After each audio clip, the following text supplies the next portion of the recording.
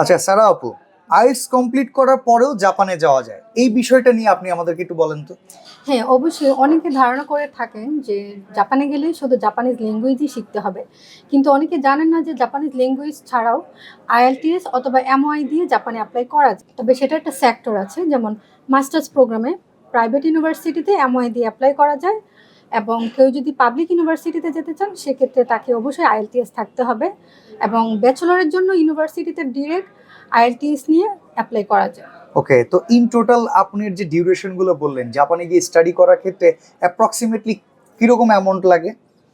এটা ডিপেন্ড করছে প্রোগ্রামের উপর এবং সাবজেক্টের উপর।